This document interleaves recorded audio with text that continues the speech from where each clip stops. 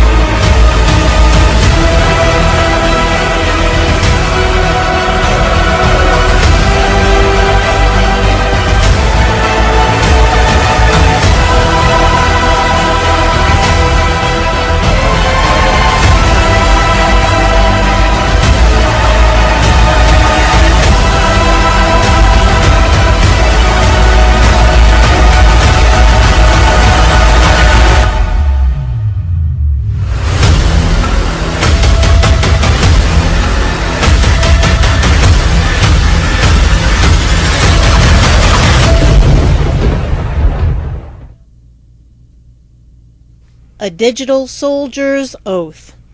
I do solemnly swear that I will support and defend the Constitution of the United States against all enemies, foreign and domestic, that I will bear true faith and allegiance to the same, that I take this obligation freely without any mental reservation or purpose of evasion, and that I will well and faithfully discharge the duties of the office on which I am about to enter. So help me God. Where we go one, we go all. We have an army of digital soldiers. We have what we call citizen journalists. And so the American people decided to take over the idea of information, and they did it through social media. You are demonstrating a level of intellectual courage that our country desperately needs.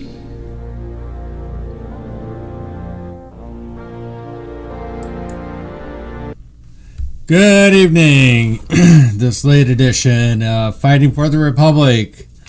Once again, a little later than I would want to be, hopefully.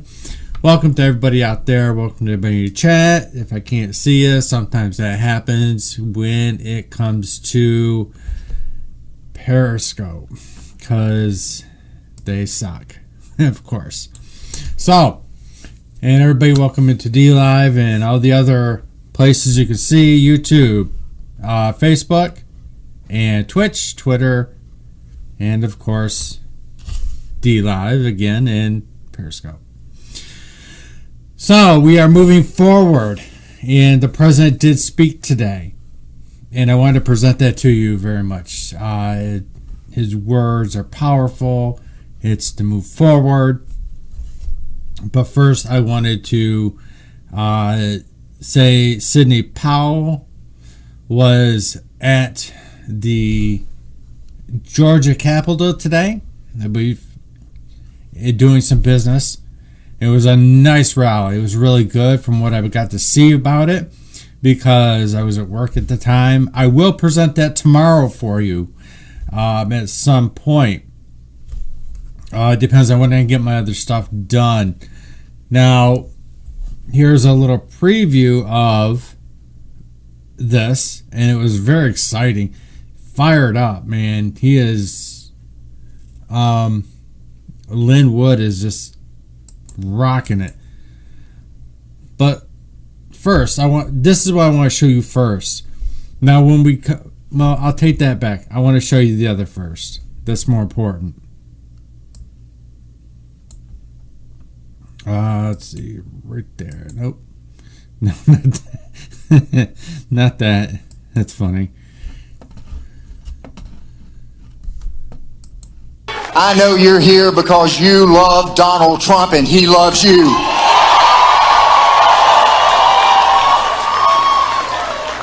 You're here because we, the people, will not let them steal our vote. We will not let them steal our freedom. Yes, sir. Every lie will be revealed. Yes, sir. And on January the 20th of 2021, Donald J. Trump will be sworn in as President of the United States of America. Yes, indeed.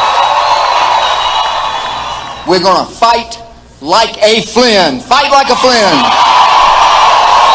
I see this little twat in the back. His name is Ali. He's a felon. He's fake, and I'm gonna call him out. In fact, I got a nice little mugshot that I'll try to get loaded tomorrow. But he is a piece of shit.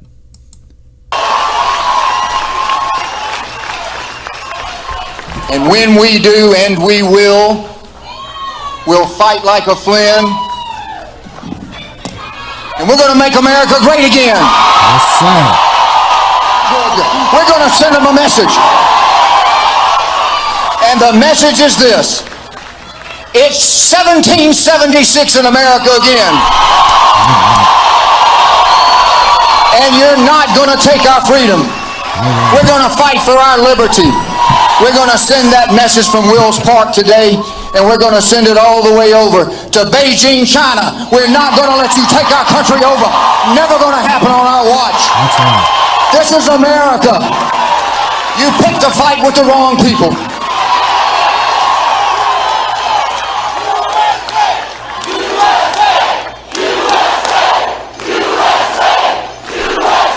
We're going to send that message to George Soros. Get out of our country, George Soros.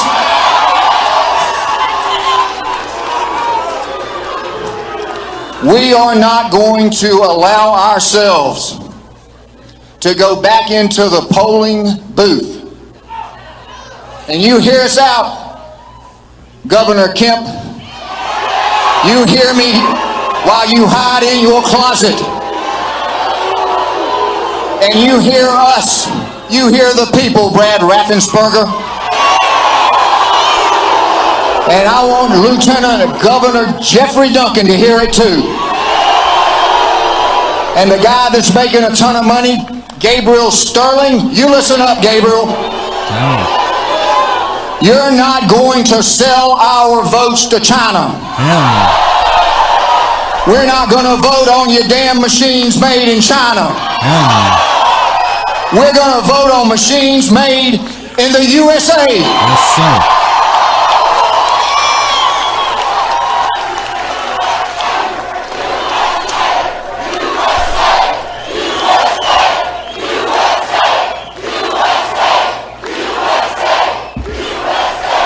I want you to go to the governor's mansion.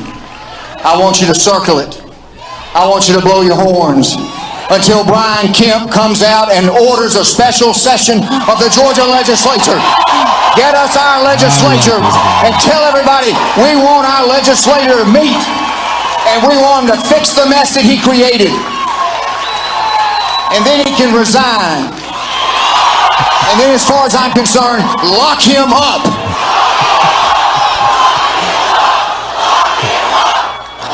Now, everybody's been reading the media. Stop. It's a lie. Stick with OAN and Newsmax. They tell you the truth. Read the Epoch Times. They tell you the truth. This is the battle between good and evil. Yes, sir. This is the battle between truth and lies. That's right. This election was a fraud on America. Donald Trump won a massive landslide victory unparalleled in the history of this country. And he's going to stay in the White House because we the people voted for him and we the people run this country. This country belongs to you and you and you and you. It belongs to the people. How's it going, Matthew? Very inspiring. And here's what it makes clear. All the power, not some of the power, all of the power belongs to the people. This is our country. Amen. We tell government what they can and cannot do. They do not control the people. This is our country. We're going to take it back. Yes, sir. We're circling the walls of Jericho. People are praying in this country. We're circling the walls of Jericho. And God Almighty's going to tear the walls down and we're going to take America back again. Yes, you sir. watch it happen. You watch it happen.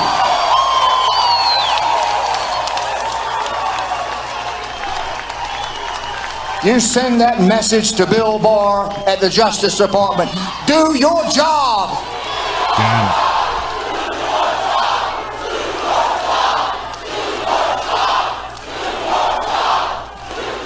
You work for us, Attorney General Barr. Do your job. You tell the director of the FBI, do your damn job. Do your You damn work job. for us. Investigate this fraud. And tell the director of the Central Intelligence Agency, get out of our country. You don't spy on Americans. You're not going to ever do it again in America. That's right. The people are the rock, and we're going to slay Goliath, the communists, the liberals, the phonies. Joe Biden will never set foot in the Oval Office of this country. It will not happen on our watch. Never going to. Employee gets fired for inventing an indestructible drone. Happen. Maybe it's time to look beyond the Democrats and the Republicans. Maybe it's time for there to be a party of the people. Maybe there's time for it to be a party of American patriots, because I see American patriots everywhere. And American patriots love America. We're not going to be taken over by the Chinese. If you take the China money, go to China. Don't stuff your pockets with Chinese money when we buy Dominion, or you buy the COVID equipment from the people that sent the virus over here. You don't buy bullets from the enemy. Tell that to Brian Kemp, because that's what he did. I support Donald Trump because he loves the people. Yeah, he I does. spoke with him the other day. He called me. I want you to know one thing that he told me. He knows he won this election. He said, if I lost this election fair and square, I would concede. But he said, Lynn, I didn't lose it. I won it. And he said to me, with the conviction of the President of the United States of America, I will never concede. Don't you ever concede, Mr. President. You won this election. America voted for you. Stay in the White House. I was 16 years old. My mother died, went to the morgue, and my father went to prison. I didn't have one thin dime in my pocket.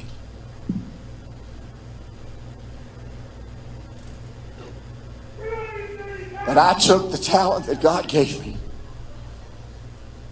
and I had the fighting spirit to make it. But in any other country in the world, I would not have made it. I made it because I was born in America, and America gave me the opportunity to succeed in my life. And that's why I love America, and that's why I'm going to fight for America, and that's why you're going to fight for America. Amen. This is our country. Yes, Don't we let are. anybody take it away from us. Never. It's 1776. Hell yeah. This is our battle. This is our fight. This is for our freedom. Freedom indeed. 1776 is back. Send a message from Georgia, the battleground state of Georgia. The battle starts here today at Wills Park, in this land, in this place, with these people. We're going to take our country back again. It's 1776. God bless you, and God bless America. And that's only a little bit. I will show the rest tomorrow. Remember this part Oh, still a of that little bit more. declaration. We pledge to each other our lives, our fortunes, and our sacred honor. And most of them lost their fortunes. Many of them lost their lives. But they did it for their children and their grandchildren and the generations to come, because they did it for freedom. It's our time now. Pledge your life, your fortune, your sacred honor to keep this country free. This Hell is our yes. country. Keep America free. God bless every one of you. Amen. Go to the governor's mansion. Go to the state capitol. Blow your horns. Send a message. This is America. We're going to keep it free. God bless you all. And God bless America. Oh, say, can you see by the dawn's early light what so proudly we hailed at the twilight's last gleaming, whose broad stripes and bright stars through the perilous fight o'er the ramparts we watched were so gallantly streaming, and the rockets ran glare, the bombs bursting in air gave proof through the night that our flag was still there. Oh, say does that star-spangled banner yet wave o'er the land of the free?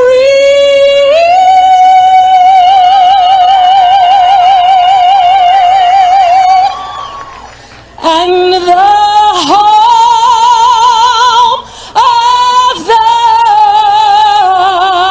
brave. I never get tired of that song. Wow.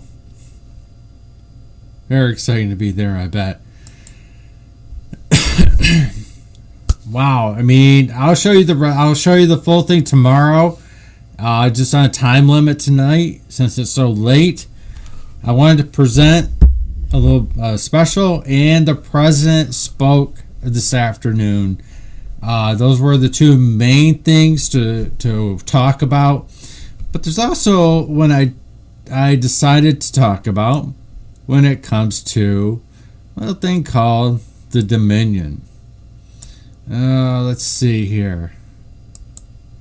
Nope.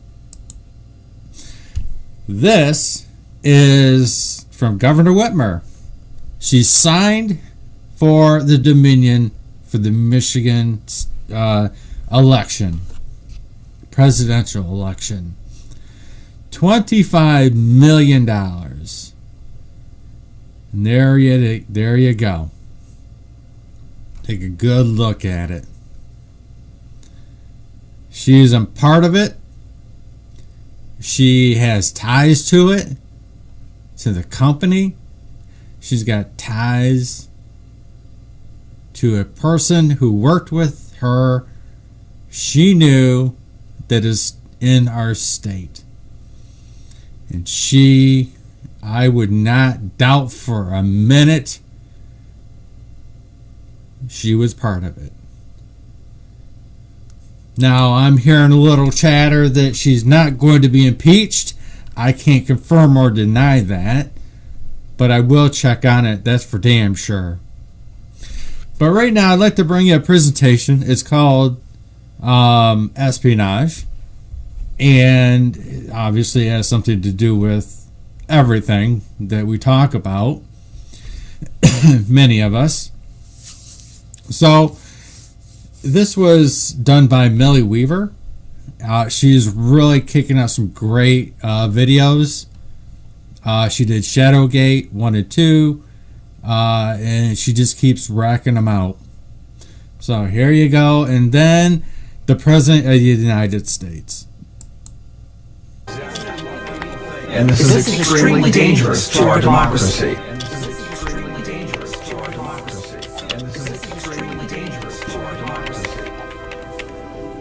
Are you awake? Are you really awake? What if I were to tell you that your reality has been hacked? That there's a perceived reality and then there's an actual reality. that there's a group of people operating through the perceived reality to affect actual reality. Reality is impacted by your observation of it. But the reality is there is no shared reality. I have exclusive whistleblower information from military officers and actual spies. And boy, is it bombshell. But first, I need to introduce you to a concept there's a lot of misconception about. We are being drawn inexorably into the era of the war of the invisible enemy. I want to assure the American people that we're doing everything we can each day to confront and ultimately defeat this horrible, invisible enemy. We need to consider not only what is conventionally seen as cyberspace, but also the information elements involved in hybrid warfare. We're at war. In a true sense, we're at war. And we're fighting an invisible enemy. Think of that. And while estimates of the cost of cybercrime vary, it's thought that the annual global bill runs to somewhere between hundreds of billions and the low trillions of dollars. By the end of this video series, you're going to understand just exactly what the president is up against, what's taking him so long to go after the deep state, and just how amazing the Trump administration really is. So let's go ahead and unmask espionage. The world has been telling you what a spy is, but it's incorrect. Hi there, it's Emily Brandwin, CIA spy girl, and today I was on Home and Family. They have been telling you who the spy agencies are, but that's only partially true. Disinformation spread through television, movies, and the media has conditioned the public to be completely blind to how the industry really works, so that they can operate right under your nose without you having any clue. My name is Jonna Mendez, and I was Chief of Disguise at the CIA. This is a series of photographs of when I met George H.W. Bush in the Oval Office and revealed to him that I was briefing him wearing a mask. Spies are perceived as normal people without any special skills, thereby disguising their wide range of talents, specialized education, and high IQ. They're called clowns for a reason. It just so happens that oftentimes women are the most underestimated players in the spy game. With women, you have a broader range of what you can do. You also have one extra step that you could turn a woman into a man. What we do is always additive. We can make you taller, we can make you heavier, we can make you older. They aren't sexy honeypots in cat suits, but rather they are secretaries, assistants, cleaning ladies, hotel managers, and more in kin with the cat ladies. They occupy positions least expected: students, lab techs, etc.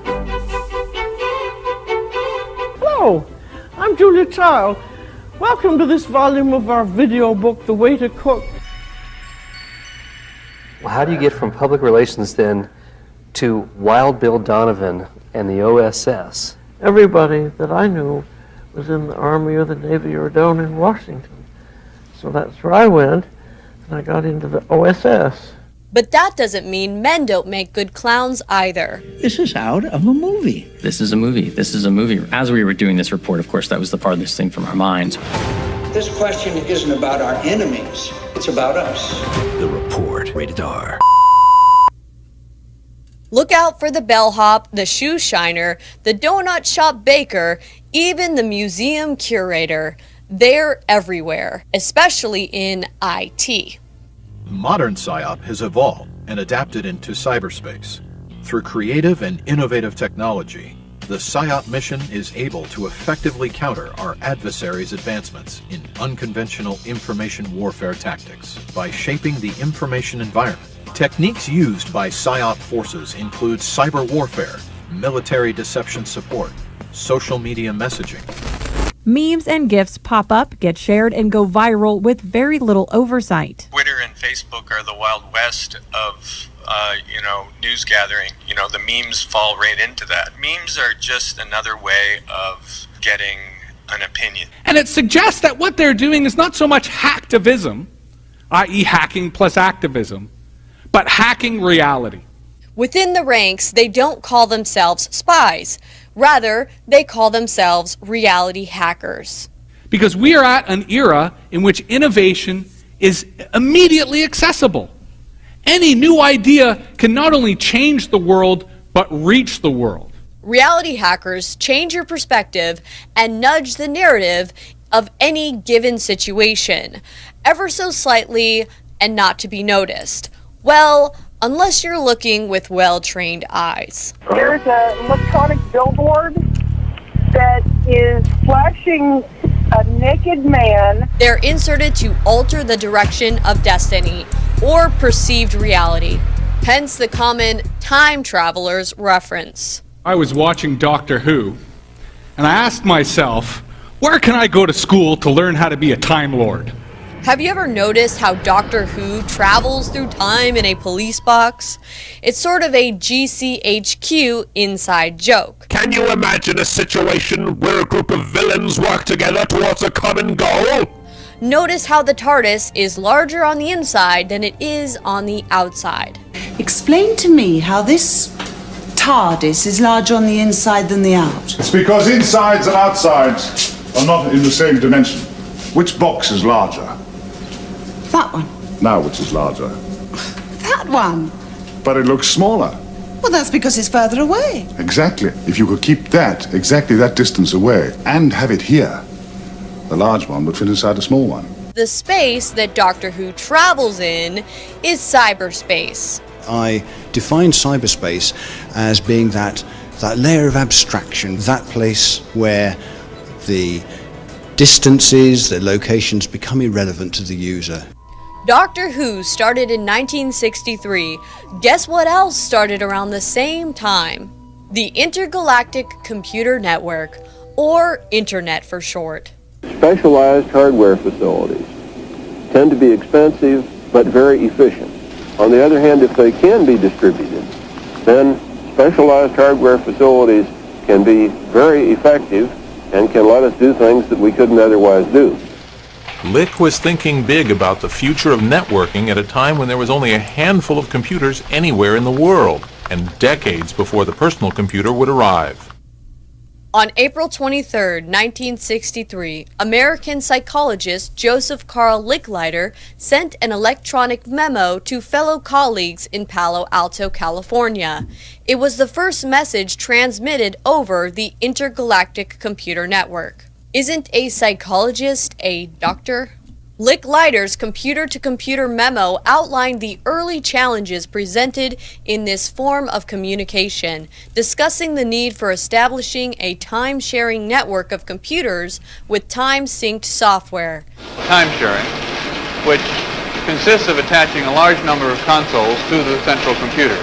Time travel, anyone? Where else have I heard the term doctor and who together? For the past 65 years, the World Health Organization's global influenza surveillance and response system has been continuously monitoring which viruses are circulating and where. We're able to analyze vast amounts of online data to essentially detect infectious disease outbreaks in ways that we weren't able to before. We also now can access data on billions of people and their movements across the planet. Cloud mobile databases that would allow us to track thousands of people and do that efficiently. That information can be used to enable enhanced tracking. In this new COVID-19 time warp we're all living in, for the president's enemies, any good news for America is actually bad news. But I digress. Bell Telephone Company, which essentially set up an eavesdropping system for every household, business, office, etc., telephone system, needed an upgrade. The telephone network has grown from a single pair of wires into a complex telecommunication system. It must be designed with both the past and future in mind. Having databanks of electronic tape with recordings of everyone's conversations, whether they were on the phone or not, took up way too much space. So, electronic communications and data storage had to be created. I see you have your computer linked to the telephone line. Can you tell us how you did that? Yes, well, it's very simple, really. The telephone is connected to the telephone network. The computer is asking me if I want to log on, and it's now telling me to phone up the main Prestel computer. It asks for the tone, and then I just flick a switch on the modem and replace the receiver. And it comes up with an opening screen. The push-button phones laid the groundwork for fax machines, call switching, and everything we use today. This would eventually become an electronic database of everyone's conversations, communications, messages, etc. that would be sent through, stored, and cached in a permanent database. Hence the ability to travel through time, well, at least figuratively speaking, through time-sharing computer-to-computer communications, which became the predecessor as a modernized way of eavesdropping. The main reason they were going for the FISA warrant initially was to go back historically and seize all his emails and texts and all that stuff from back months and even years. People with access to this database could travel back and forth, revisiting any form of communication anyone ever had. One way of creating shortcuts for counterterrorism, law enforcement, political intrigue, or blackmail was the use of keywords. That software programs using algorithms were designed to detect and elevate such communication for examination. Thus spoke Echelon. It's called Echelon. It's so super secret that no one inside the government will acknowledge it even exists. Insiders will tell you off the record that Echelon is a synonym for an intelligence-sharing partnership including Great Britain, Canada, Australia, New Zealand, and the U.S., which is led by the U.S.'s National Security Agency, or the NSA. Together, they eavesdrop on every corner of the world, on phone calls, faxes and emails, even on ATM transfers. NSA whistleblower William Binney helped develop tools to track communication methods, such as cell phones and email, to pull needles out of a haystack, as the data collection got better and better, but more complex to sift through. How do you figure out what's important in that data to pull out so that your analysts can look at? Well, you have to know the public switch telephone network is organized, the numbering scheme for the worldwide plan, and know how to look at blocks of allocations of numbers and which ones work with other numbers, and basically building social networks. That's an analytic issue to target. And then you say these are the groups of targets I want from that data. So then that becomes your priority list of targets.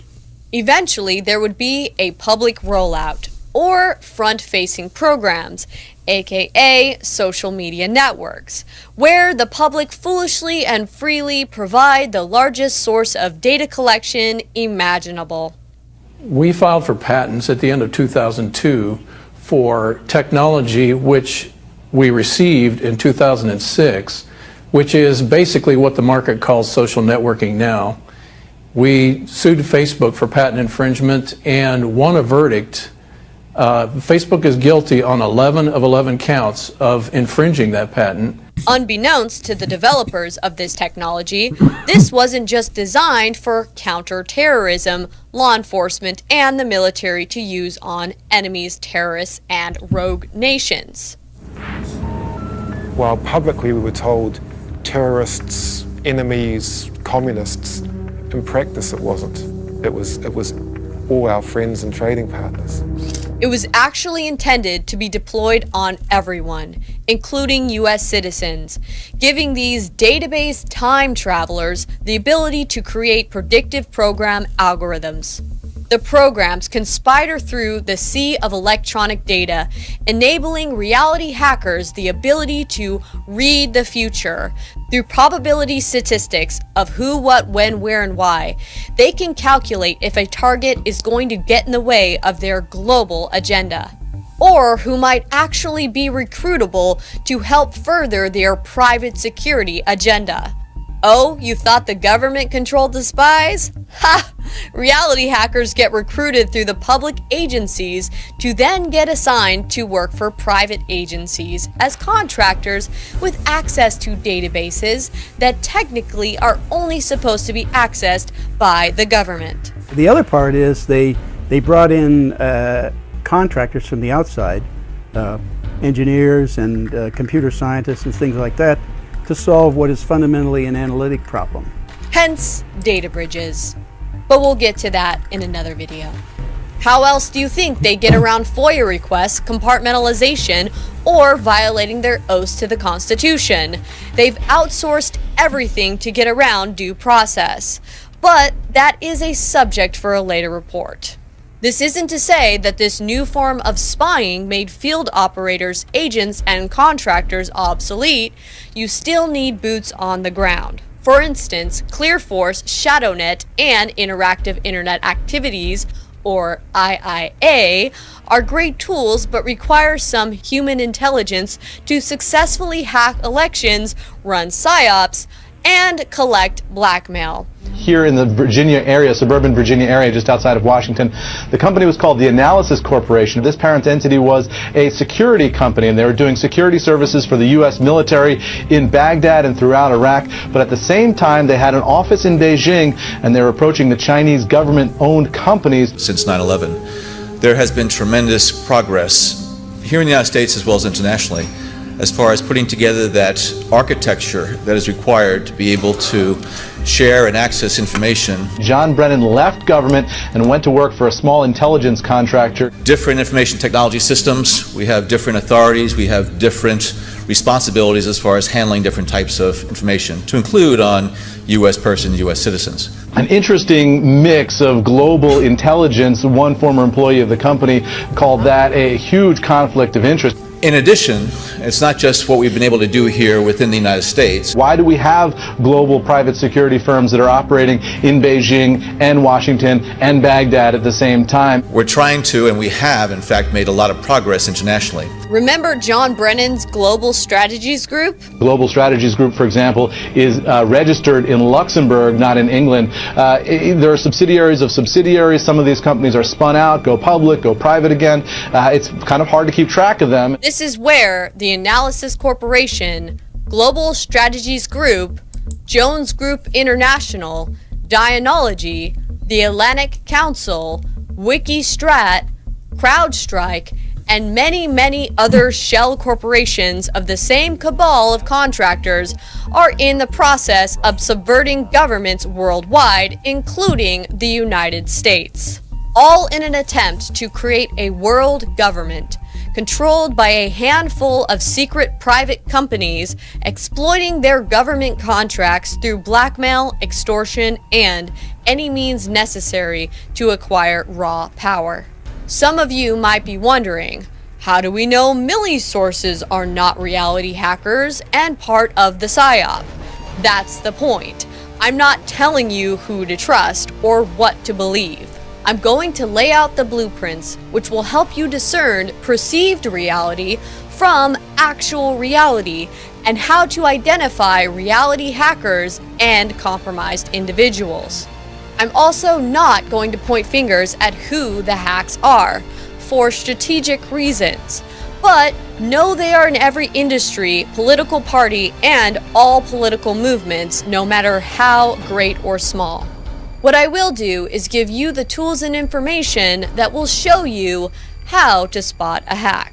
Telecom companies and tech companies like AT&T are working in a critical way to keep the internet up and running, literally keeping people connected. Let me bring in Chairman and CEO of AT&T, Randall Stephenson. AT&T is the owner of this network, CNN. Until next time. So here's our pantry. This is just what we have available in our pantry. Thank you.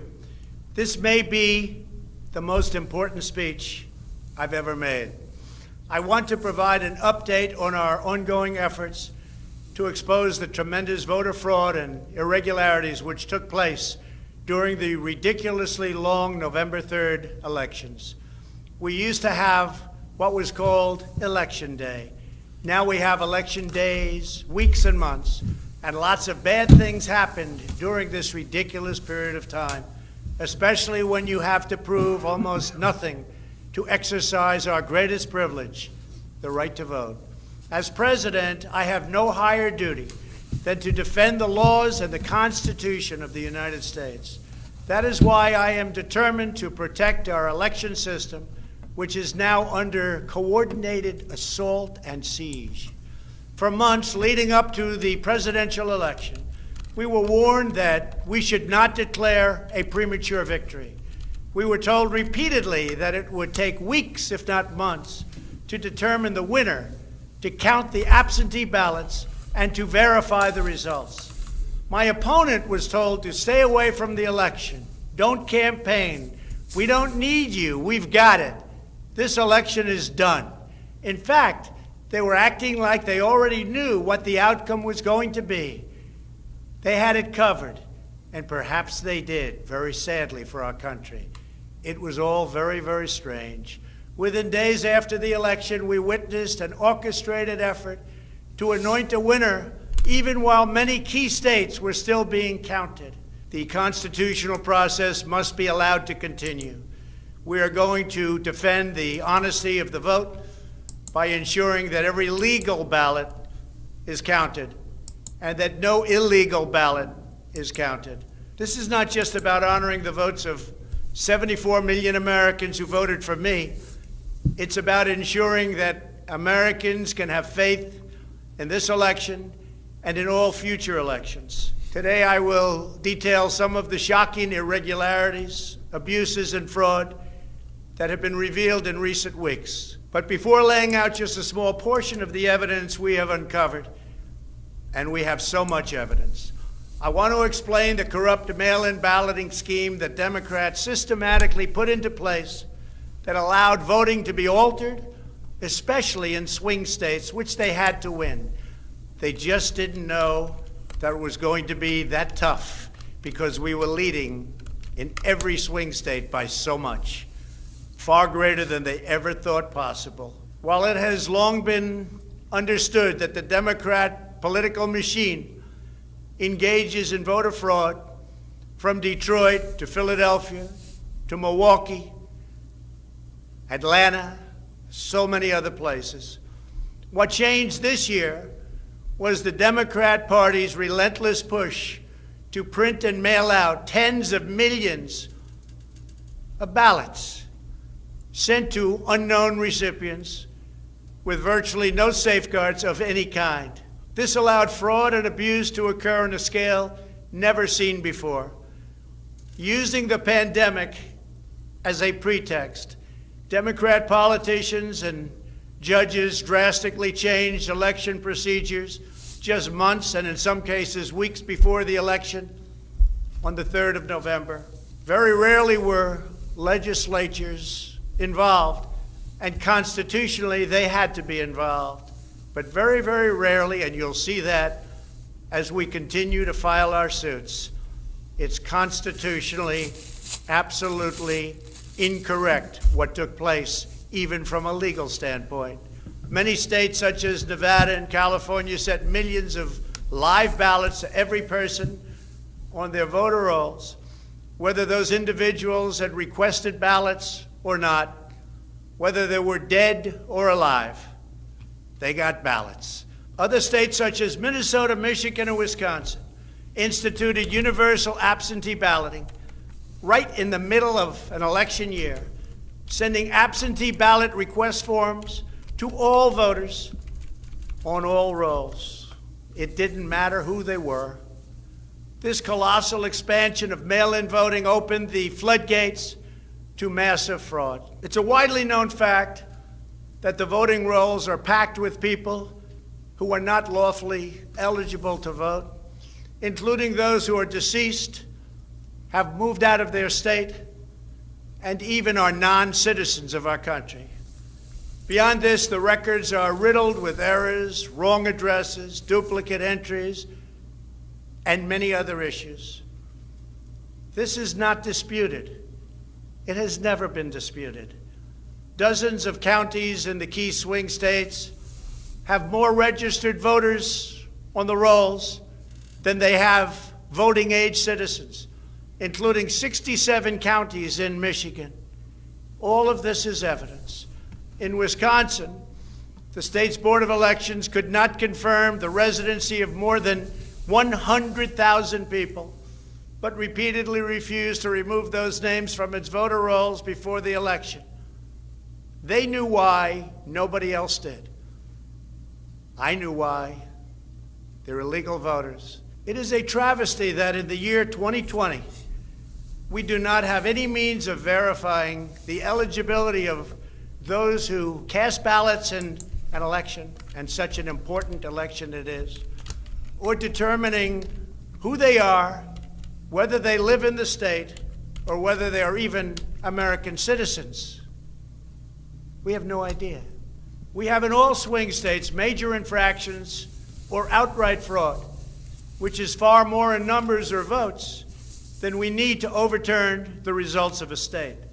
In other words, in Wisconsin, as an example, where we were way up on election night, they ultimately had us miraculously losing by 20,000 votes.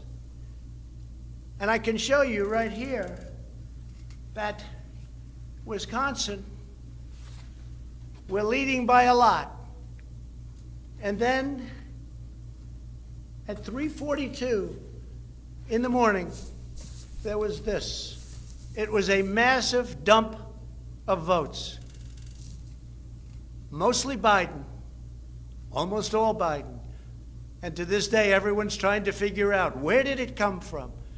But I went from leading by a lot to losing by a little. And that's right here. That's at 3:42 in the morning. That's Wisconsin. A terrible thing. Terrible, terrible thing. But we will have far more, many times more, than the 20,000 votes needed to overturn the state. If we are right about the fraud, Joe Biden can't be president. We're talking about hundreds of thousands of votes. We're talking about numbers like nobody has ever seen before. Just as an example, in certain states, we'll be down by, let's say, 7,000 votes. But we'll find later on 20,000, 50,000, 100,000, 200,000 discrepancies or fraudulent votes. And that includes votes that went through when they were not allowed to be seen by Republican poll watchers because the poll watchers were locked out of the building. Or people that innocently came to vote on November 3rd who were all excited about their vote. They were happy. They were proud to be citizens of the United States of America. And they went up and they said, I'd like to vote. And they were told that they can't vote. I'm sorry, they were told. I'm sorry. You've already voted by mail-in ballot. Congratulations. We received a ballot, so you can no longer vote. They didn't know what to do. They had no one to complain to. Most just left and said, that's strange. But many people complained and complained vehemently. And in a lot of cases, they filled out a provisional ballot, which was almost never used, but in virtually every case was a vote for Trump. In other words, they went in to vote, and they were told that they voted. And they didn't vote. And they left, and they felt horror.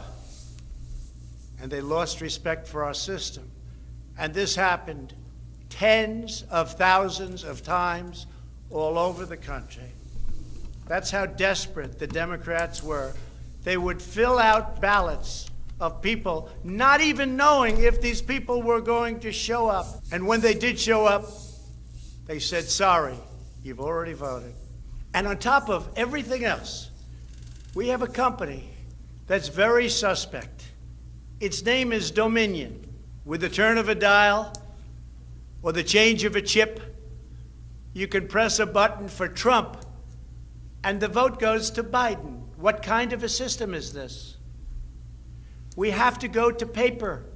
Maybe it takes longer, but the only secure system is paper. Not these systems that nobody understands, including, in many cases, the people that run them, although unfortunately, I think they understand them far too well. In one Michigan county, as an example, that used Dominion systems, they found that nearly 6,000 votes had been wrongly switched from Trump to Biden. And this is just the tip of the iceberg. This is what we caught. How many didn't we catch? Are there hundreds of other examples throughout the country? Are there thousands? We just got lucky, and they called it a glitch.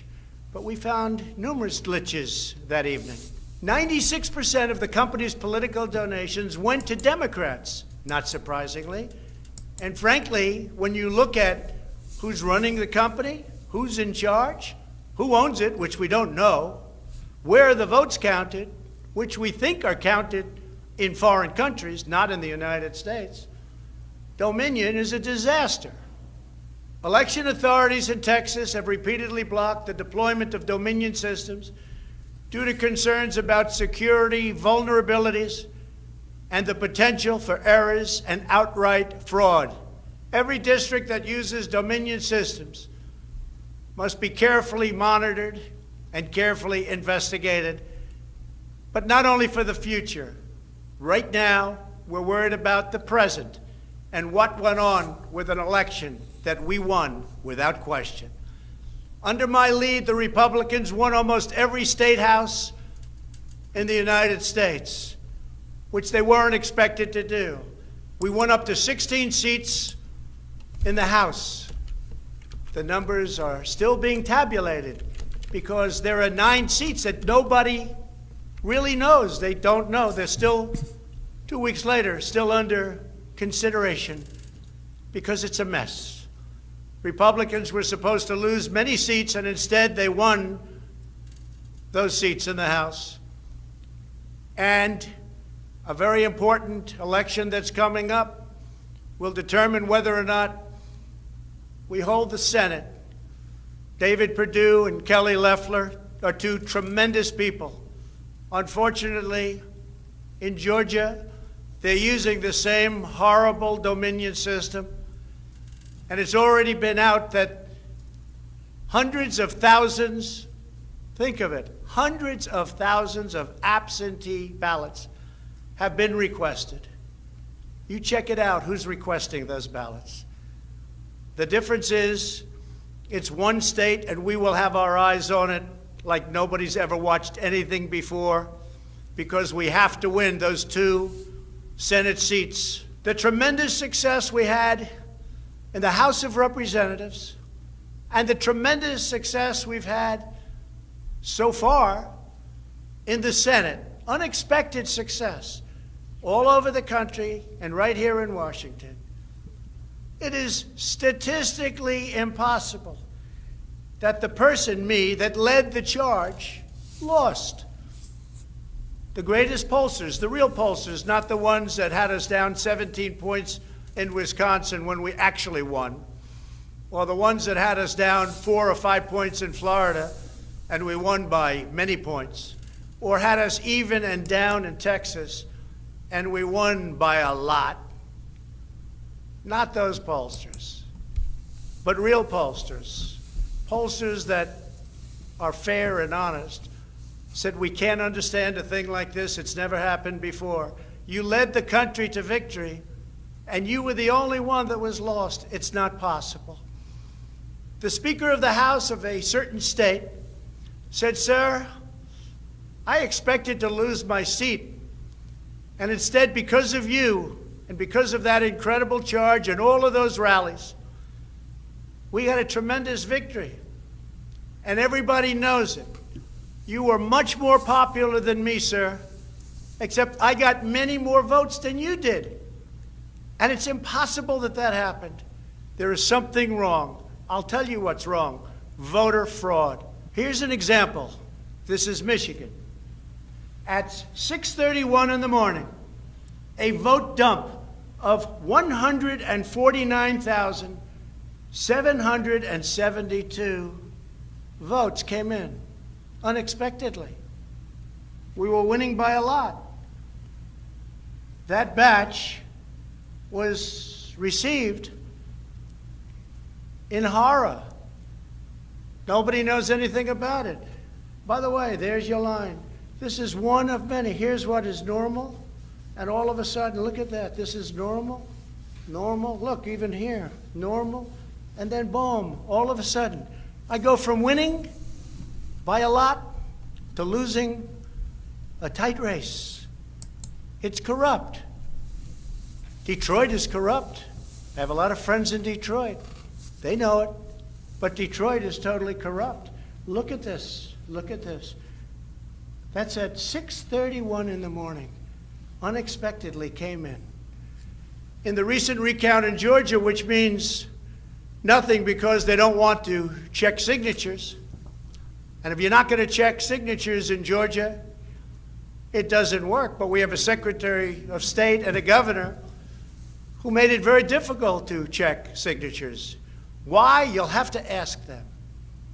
But without a signature match or check, it doesn't matter. They found thousands and thousands of votes that were out of whack, all against me.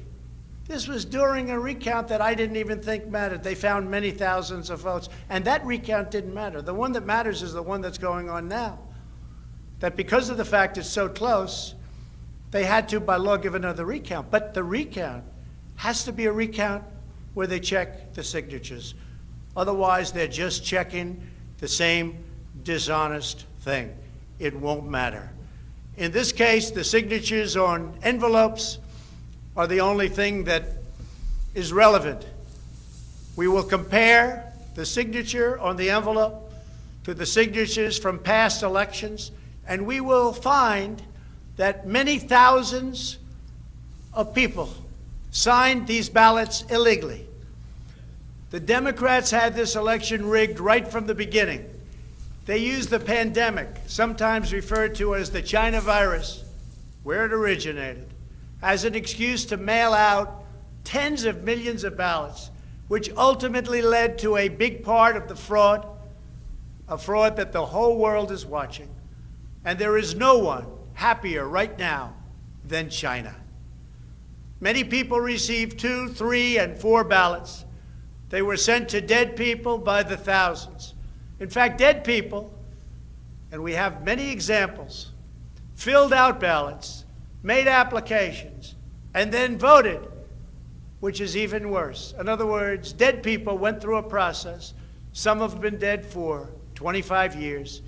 Millions of votes were cast illegally in the swing states alone.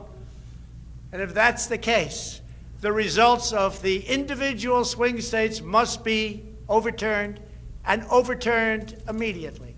Some people say that's too far out. That's too harsh. Well, does that mean we take a president, and we've just elected a president, where the votes were fraudulent? No, it means you have to turn over the election. And everybody knows, without going much further, and they've seen the evidence, but they don't want to talk about it, what a disaster this election was. A total catastrophe.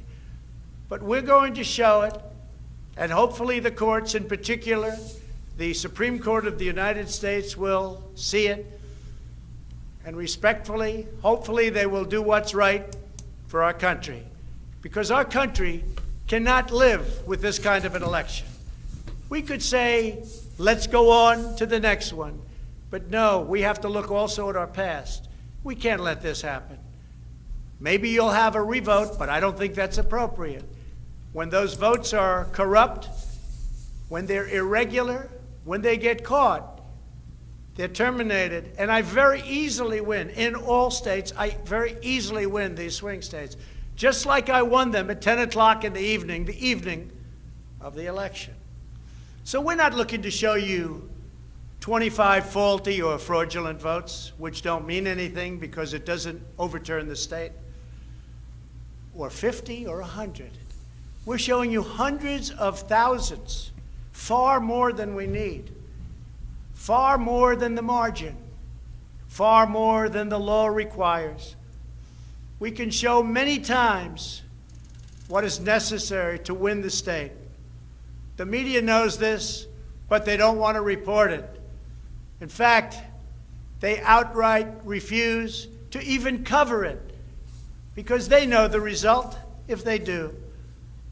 Even what I'm saying now will be demeaned and disparaged, but that's okay.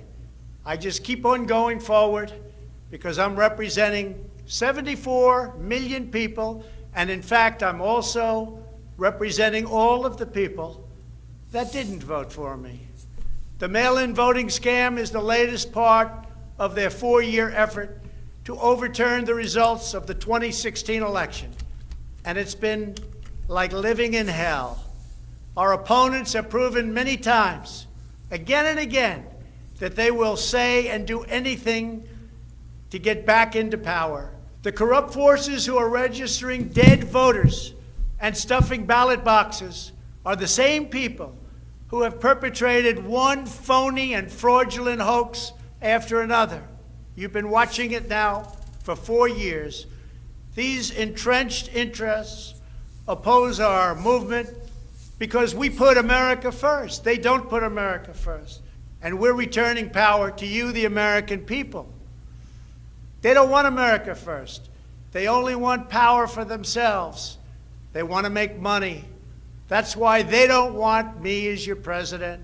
I've been investigated from soon after I announced I was running for president, when I immediately went to #1 in the Republican primary polls.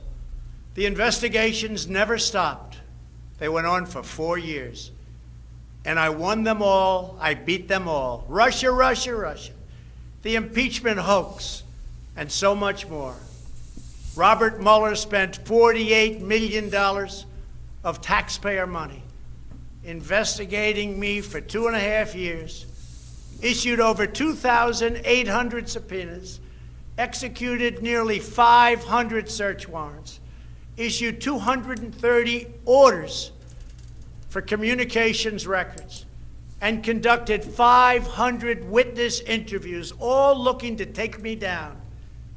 There was no collusion in the end, none whatsoever.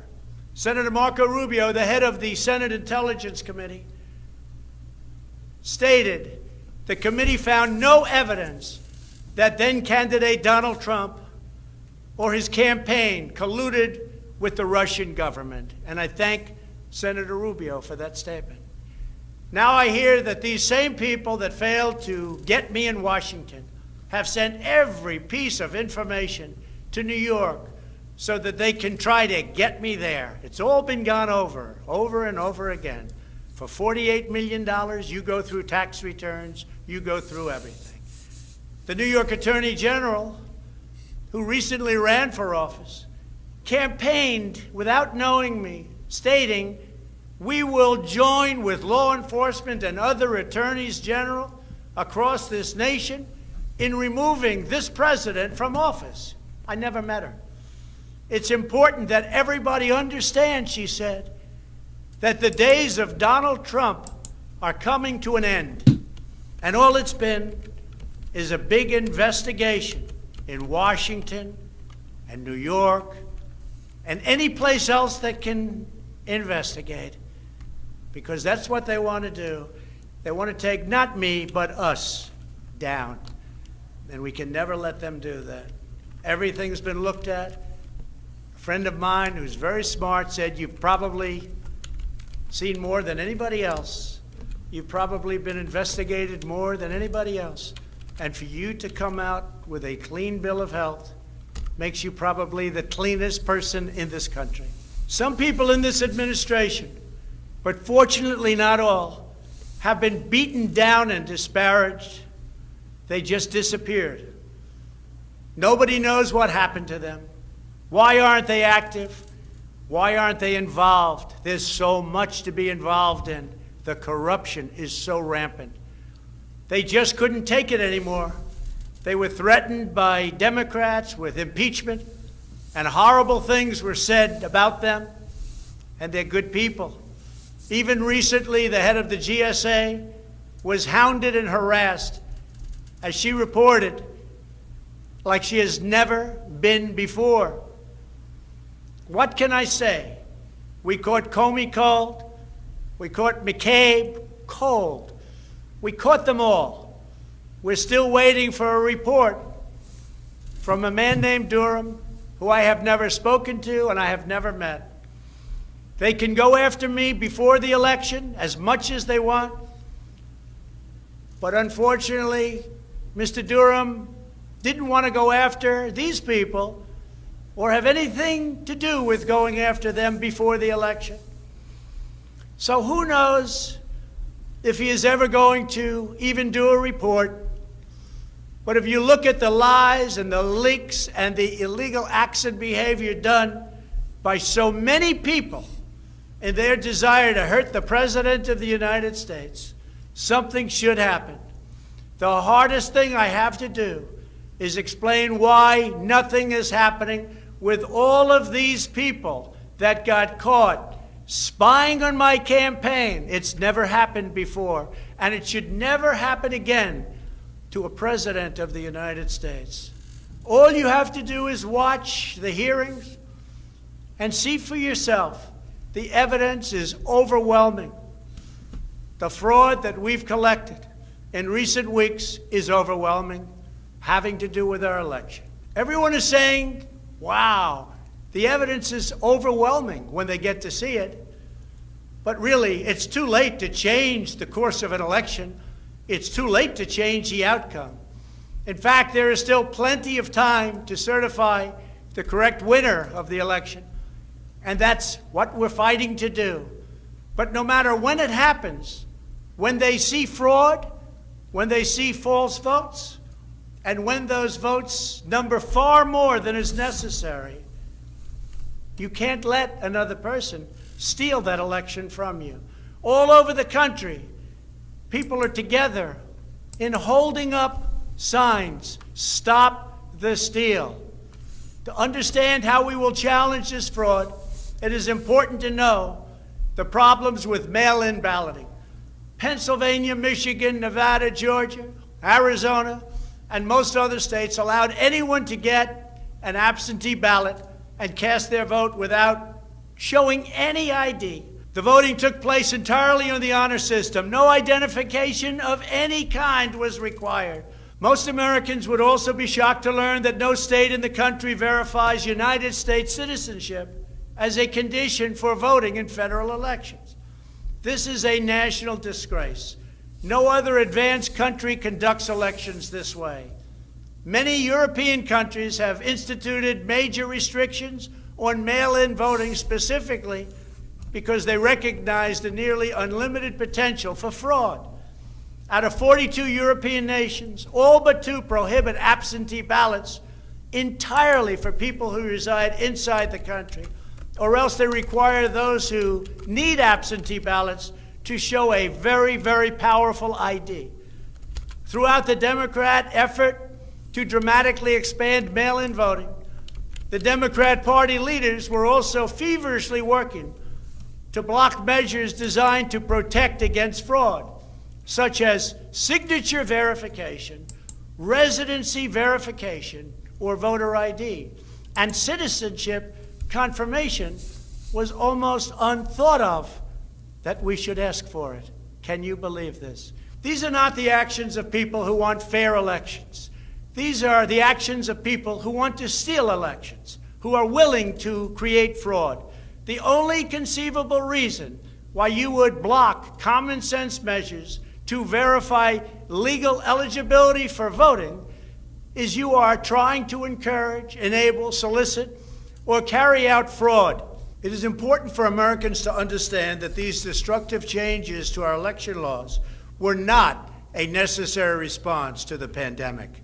The pandemic simply gave the Democrats an excuse to do what they have been trying to do for many, many years. In fact, the very first bill that House Democrats introduced when Nancy Pelosi became Speaker was an attempt to mandate universal mail-in voting and eliminate measures such as voter ID, which is so necessary. Dramatically eroding the integrity of our elections was the Democrats' #1 priority for a simple reason. They wanted to steal the 2020 presidential election. All of the Democrat efforts to expand mail-in balloting laid the groundwork for the systematic and pervasive fraud that occurred in this election. In Pennsylvania, large amounts of mail-in and absentee ballots were processed illegally and in secret in Philadelphia and Allegheny counties without our observers present. They were not allowed to be present. In fact, they weren't even allowed in the same room.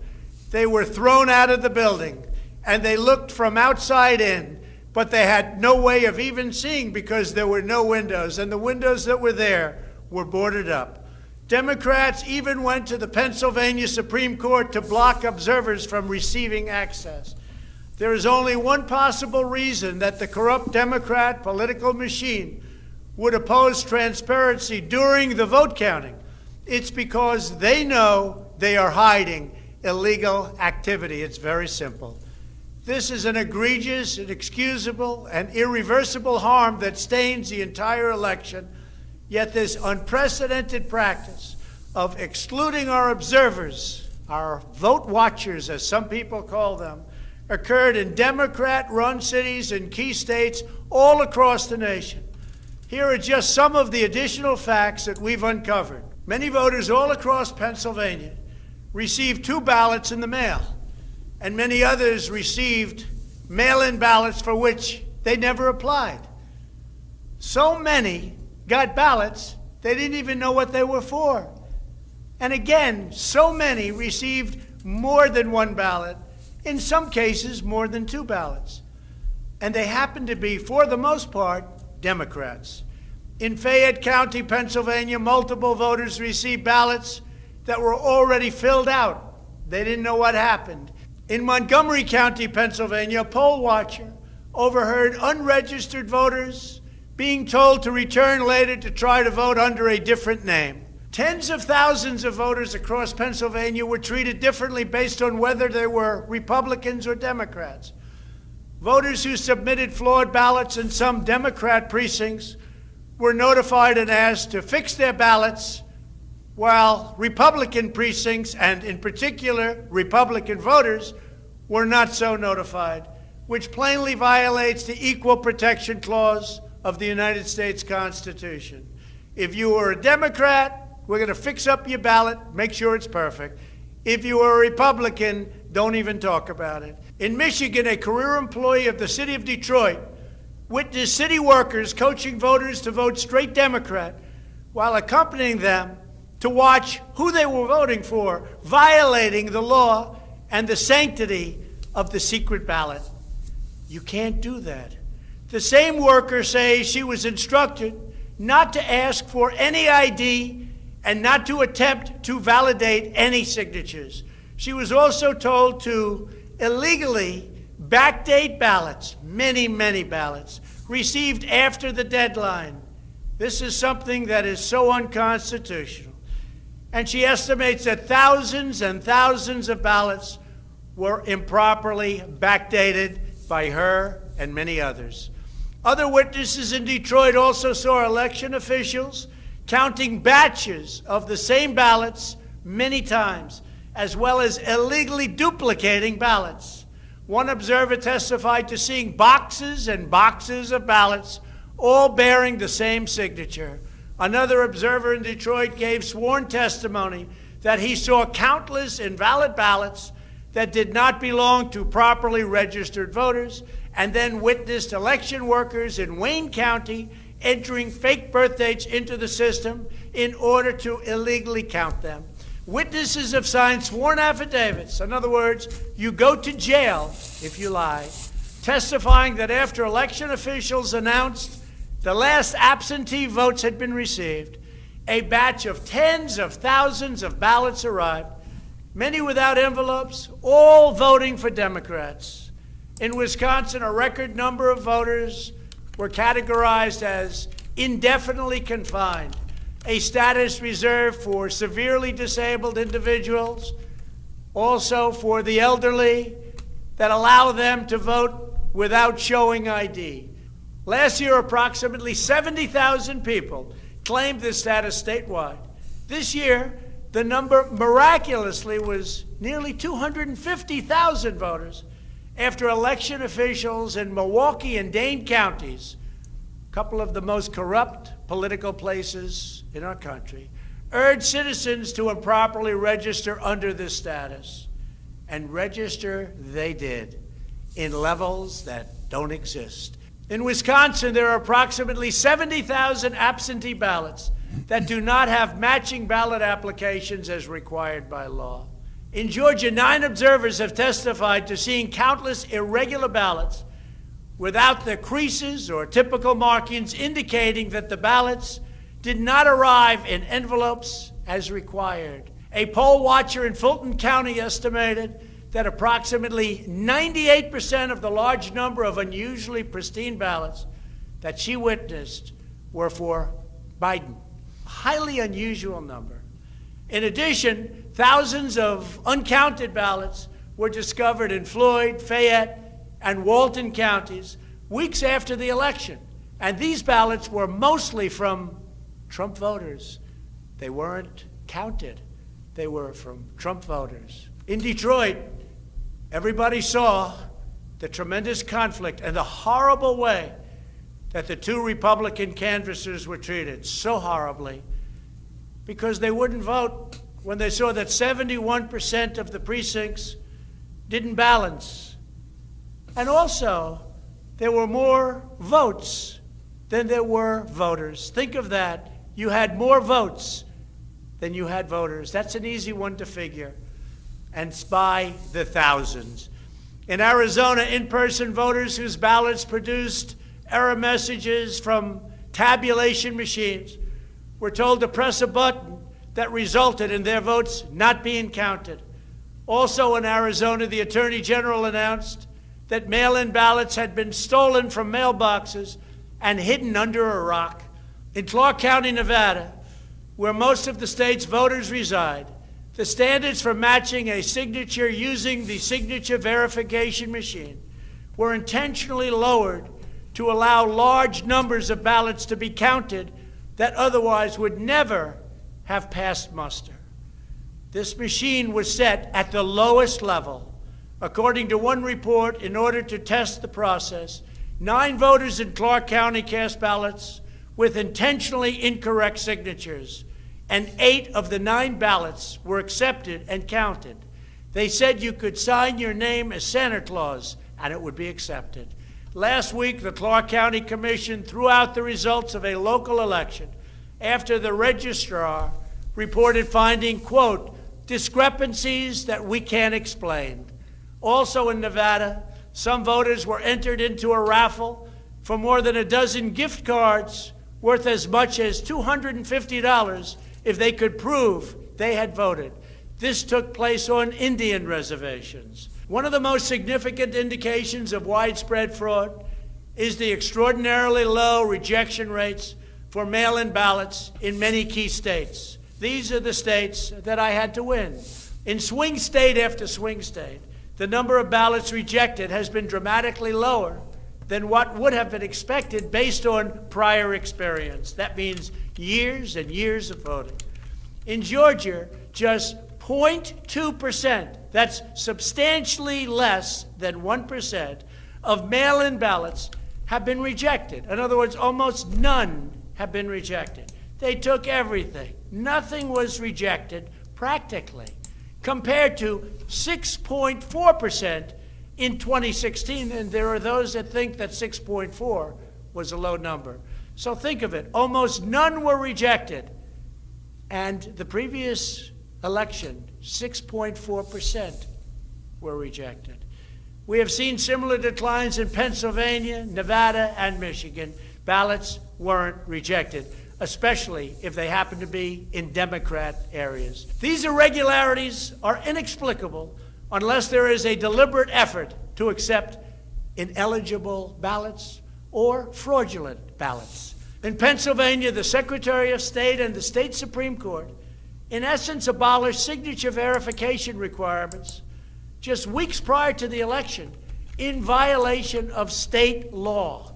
You're not allowed to do that. It has to be approved by the legislature. A judge can't do it, a state can't do it, an official can't do it. The only one that can do it is the legislature. The reason for this is clear. They were not verifying signatures because they know the ballots have not been filled out by the voters in whose names they were cast. In other words, people filled them out that had nothing to do with the names on the ballot. A simple recount of the ballots under these circumstances only compounds the fraud. The only way to determine whether there was an honest vote is to conduct a full review of the envelopes in the relevant states. You will find that many of them, tens of thousands, have fraudulent signatures. A full forensic audit is required to ensure that only legal ballots from lawfully registered voters that were properly cast are included in the final count. This election is about great voter fraud, fraud that has never been seen like this before. It's about poll watchers who were not allowed to watch. So illegal. It's about ballots that poured in, and nobody but a few knew where they came from, but they were counted, and they weren't for me.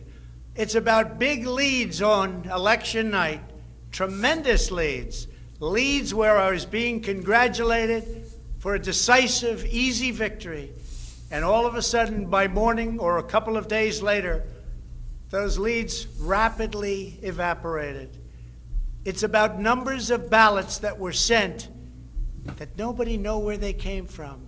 It's about machinery that was defective, machinery that was stopped during certain parts of the evening, miraculously to open with more votes. It was about many other things, but above all, it was about fraud. This election was rigged. Everybody knows it. I don't mind if I lose an election, but I want to lose an election fair and square. What I don't want to do is have it stolen from the American people. That's what we're fighting for, and we have no choice to be doing that. We already have the proof, we already have the evidence, and it's very clear. Many people in the media, and even judges so far, have refused to accept it. They know it's true, they know it's there, they know who won the election, but they refuse to say, you're right. Our country needs somebody to say you're right. Ultimately, I am prepared to accept any accurate election result, and I hope that Joe Biden is as well. But we already have the proof. We already have tens of thousands of ballots more than we need to overturn all of these states that we're talking about. This is an election for the highest office in the greatest country in the history of the world. Every reasonable American should be able to agree, based on what we have already documented, that we need a systematic analysis of the mail-in ballots to review the envelopes. It's about the signature, and if they're on the envelopes, we can only review the envelopes, and that will tell us everything. This is the absolute minimum we should expect. This is not just about my campaign, although it has a lot to do with who's going to be your next president. This is about restoring faith and confidence in American elections. This is about our democracy and the sacred rights that generations of Americans have fought, bled, and died to secure. Nothing is more urgent or more important. The only ballots that should count in this election are those cast by eligible voters who are citizens of our country, residents of the states in which they voted, and who cast their ballots in a lawful manner before the legal deadline. Moreover, we must never again have an election in which there is not a reliable and transparent system to verify the eligibility, identity, and residency of every single person who casts a ballot, a very, very cherished ballot. Many very smart people have congratulated me on all we've done. The biggest tax cuts in history, regulation cuts, the biggest in history. We rebuilt our military. We took care of our vets like never before. Space Force, and so much more. But then they went on to say, as big and as important as these events were, the single greatest achievement in your presidency will be exactly what you're doing right now, voter integrity for our nation. It's more important than any of the things that we discussed if we don't root out the fraud, the tremendous and horrible fraud that's taken place in our 2020 election, we don't have a country anymore.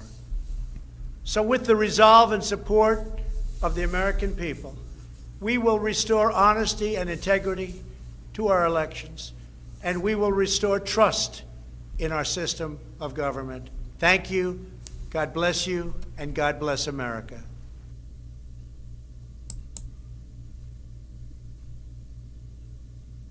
There you have it, our president. He will be our president for the next 4 years. Now, a couple things I want to take note on. Number one, he talked about the Supreme Court. I told you that's where he's headed. These judges, especially Pennsylvania, are not going to work with him or see his way, or the evidence, I should say. Watching the Michigan legislator today, they didn't look like they even gave a shit. Some of them looked bored. They didn't want to be there. Compelling evidence over the past week. Compelling evidence should tell these people to drop their certification, which was premature. Biden is not going to be our president. Donald J. Trump will continue to be our president. Keep your hopes, your prayers, your faith in check, because it's going to happen. Somebody mentioned today, which actually is valid, that this is now highly criminal and it's probably going to go to the DSN. That's credible. I think they're right. We're looking at serious national security, and it's got to be taken care of. I've been hearing a little bit further things, but I'm not going to get into that because I don't want to get ahead of myself. There's been talk from a lieutenant general who has been talking a little bit. Now, I have the tape, but I am not going to play it at this time. And I want to go on record. I have it, but I won't play it. Just in case this thing doesn't happen. I don't want to kind of get ahead of the game. But when I see something, I'll tell you. I seen this coming. It's going to the Supreme Court. They've been saying it since Amy Bennett has been confirmed for the Supreme Court. Now, the only wild card is Roberts. He's the one I'm worried about. But if you watch the regular show with me and Beth on Sunday night, we went through the whole process of where this is going. So just go back and check that out. It's been, 2 weeks? So just check that out, or look it on your own what the next steps are, however you want to do it. But for the little troll in there, I need some liberal tears. Can you fill my cup? You want to get a head start? Because you're going to be eating crow. So, everybody, have faith, buckle up. It's going to get a little rough. We're going to get through this. We have Powell down in Georgia. They're going to kick some ass. They're down, and the president, Saturday, will be in Georgia for a rally. We always love the rallies. He needs this as much as we do to show our support for him as he does for us every single day. So, God bless you. I'm going to call it a night. I hope you enjoyed that. I will be back tomorrow, possibly. I want to get some more of the hearings, kind of sort those out, and maybe get some more stuff ready for you to watch. So thank you very much. I do appreciate all of you very much. I'm going to put some lemons into the live. Give them. And I'm going to open up the chest as well. So God bless all of you. I do appreciate you very much for watching and stopping by. And for the replay, please share and please join again. God bless the President of the United States. We love this man. And anybody who knows me, I normally don't say things like that, but I do love this man. He is you can't even describe the best thing for this country at this time. He has really disrupted the deep state, and they are freaking the fuck out. They really are. It's the only way you can put it. Their actions say everything. So a lot of people will probably be going to jail. But when it comes to Durham and Barr, let them do what they do. You know, it could be a total distraction. Remember, this administration never tells you what they're going to do. That's the best part of it. The president, everybody has the evidence. From Germany to here. They got it. They got it. Well, when they start talking about the Dominion computers, hello, it goes through the internet. What goes through the internet? Who takes all that information? NSA, excuse me. We're here, it comes from Chicago. We got some servers from Germany and other places. Keep the faith. God bless the President, Vice President, military, and law enforcement. God bless the Secret Service for protecting our great president and his staff and family. God bless Border Patrol and the Coast Guard. God bless all of you. I do appreciate all of you once again, everybody out there. And I will see you very soon.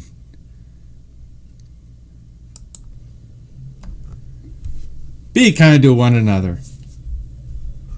Best thing you could ever do.